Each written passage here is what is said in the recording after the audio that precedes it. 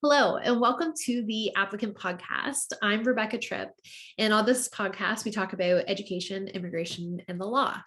I thought for the first episode, it would be good to just quickly introduce myself, tell you a little bit about who I am, what I currently do, and why I'm starting this podcast.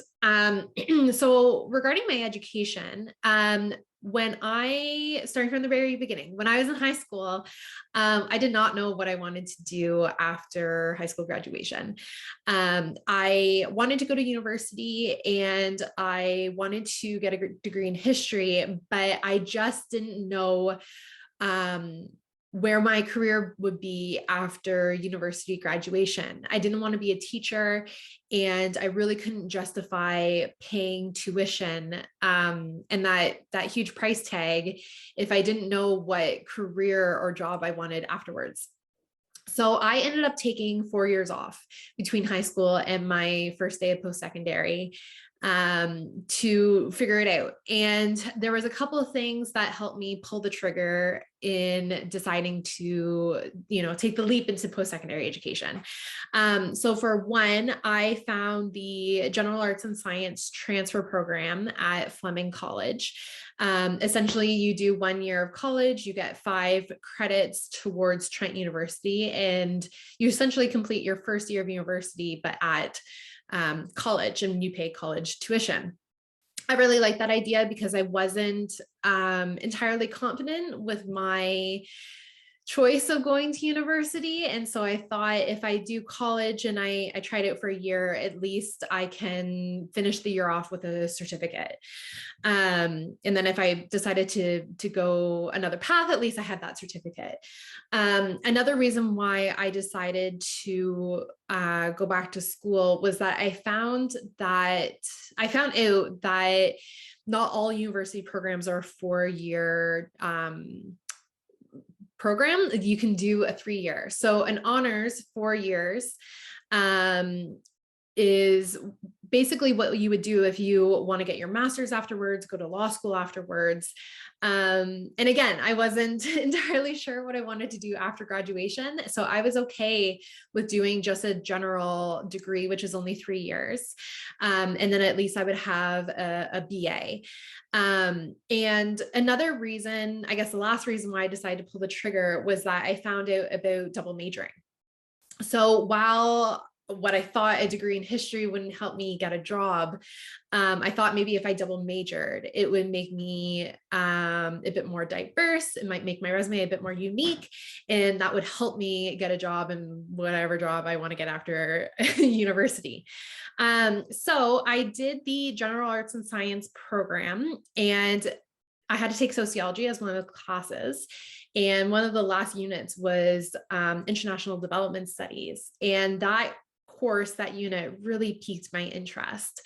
I thought it complemented history well. It had a little bit of everything, politics, governance, even gender studies. And I really enjoyed it. So that's why I ended up double majoring in. I then went on to Trent University, and my first day at Trent was actually my second year in university. So my first day on campus, I was taking second year and third year classes. It was while I was at Trent, I found immigration law. And that was something that I found really interesting. I have a bit of a travel bug, and I do really enjoy working in like office spaces and administrative roles. And I thought that would be a really good fit for my interest in what I want to do with my career. So after graduation, I went to UBC, their immigration consultant program. I think I took like a semester off, and then I went into UBC. And I quickly learned that I really didn't know anything about the law. I had taken global migration, I had taken law, rights, and development, and those are all very like theoretical courses, but UBC's UBC's immigration consultant program is very practical, and you're really working with the act and the regulations. So I learned within the first couple of weeks that I really did not know anything about the law. And I'm usually very comfortable in the classroom. I really enjoy school. And I was just feeling so out of place and unsure with what I was doing. And I was scared about my success in the program. So I got online and I went back to my first college, Fleming College, and found that they had a paralegal program with a class on immigration law. Though it was just one course, I was like, okay, at least this program will give me the foundation that I need in order to succeed in immigration law, understanding legal research and other areas of law. And at least there's one course that's immigration law, so I'll be able to touch it. So I finished the semester at UBC and dropped out and quickly enrolled in the paralegal program. And within the first couple of weeks, I realized that not only had I made the right choice, but I was getting the foundation that I needed. I was getting that hands-on experience and really understanding, what is the law and what are all the elements of law and what is legal research and how do you even dive into that? So I really enjoyed the program. Another kind of side note with Fleming College is that they actually have a dual diploma program. So I enrolled in the paralegal program, and for one extra semester, I got a law clerk diploma as well. So within 4 semesters, I was able to skip the first semester because I was a university grad. So within 4 semesters, I had 2 diplomas. So that was an amazing experience. And that's how I found the paralegal profession. So I graduated, or I guess before graduation, part of the paralegal program and becoming a licensed paralegal, you have to complete 120 hours under a licensee to get practical experience. So I really wanted to work in immigration law. So I ended up getting an internship at a multinational immigration law office in Toronto. I did my placement there. I really enjoyed my time there, and they offered me a full-time job. So I ended up moving to Toronto and I worked there for a year, and I got my hands on so many immigration applications and I really enjoyed the work.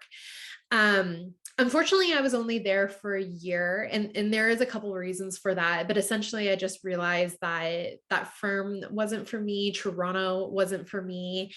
And I was realizing that as a new grad, I was niching down too quickly. You learn all this material and all these different areas of law when you're in school, and then to just jump into one area of law, I felt like I was kind of becoming rusty on all those other areas. So I ended up leaving Toronto and I got a job as a in-house paralegal at a startup in my town of Peterborough. And I absolutely love that job.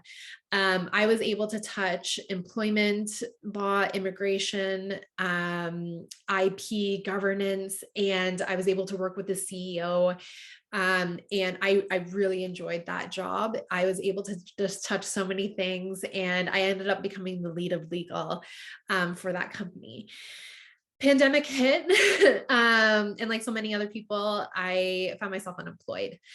And while I was at the startup, I ended up taking night classes and re-enrolling into the immigration consultant program because that was something that I wanted to complete, and I was able to do it on a part-time basis. So when the pandemic hit and I found myself unemployed, I was in my final semester. So I wasn't an immigration consultant yet, but I was in my final classes and getting ready for the exam. So I found myself unemployed, and I was looking at all these different options of like, what do I do next? And I decided to take the leap and not become an employee anymore, but become self-employed. I thought now is the perfect time to give this a try. I have a severance package kind of cushioning the risk of being a newly self-employed individual. And I just took the leap. So I started freelancing as a paralegal, helping other immigration lawyers, immigration consultants with their practices. Because I wasn't able to provide legal services, I thought this was a great opportunity to work with many different law firms and be able to see how legal representatives practice and to get my hands into the applications again and be able to work in the industry again. I'm really happy I made that choice, and I ended up freelancing for a full year before I actually ended up getting my accreditation to be an immigration consultant. It took much longer than I thought it would. I finished classes August of 2020, wrote my exam February 2021, and I ended up not getting my letter of authorization until July 2021. So it was almost a full year. So again, I'm very grateful, and I feel kind of lucky that I decided to take the leap into freelancing, because I did it for much longer than I thought I would. So I got my letter of authorization. I decided to rebrand, and then I relaunched my business, which is now called the Immigration and Paralegal Law Office of Rebecca B. Tripp. I still do my freelancing work, but I now call it legal outsourcing. And essentially I provide B2B work. So I work with other law firms, helping them with their practice. And then I also do B2C work directly to the public. I help individuals with their immigration applications. I provide immigration coaching, so helping individuals who want to handle their cases on their own, or their application on their own, but they just want a little extra support. And I also provide a bit of unbundled paralegal services as well. So that information is all on my website. I won't go into too much detail about what I'm currently doing, but that's now my business. So moving forward, the reason why I wanted to start this podcast is twofold. Firstly, I want to be able to create credibility and awareness to the immigration consultant and paralegal professions. A lot of people think that if you need legal representation, the only option is to hire a lawyer, and that's just not the case. There are so many other options out there, and I'm hoping that this podcast can create awareness of all these different options that you have. Secondly, I know from personal experience how difficult it can be to take the leap into post-secondary education. And so I want to have those conversations about how do you apply for school? How do you know what school to go to or what program to take? And just kind of have this open conversation about that decision process when you're a young adult, or even if you're going into a school as a mature student and taking on a second career. So the episode is called The Applicant because I really want to touch on all the elements of becoming an applicant and how to be a successful applicant. So whether you're applying for schools, for graduation, a new job, applying for a study permit or citizenship, I want to have those conversations. So if you're still listening to the end of this episode, thank you so much for the support, and welcome to the Applicant podcast. And I hope you really enjoy these episodes.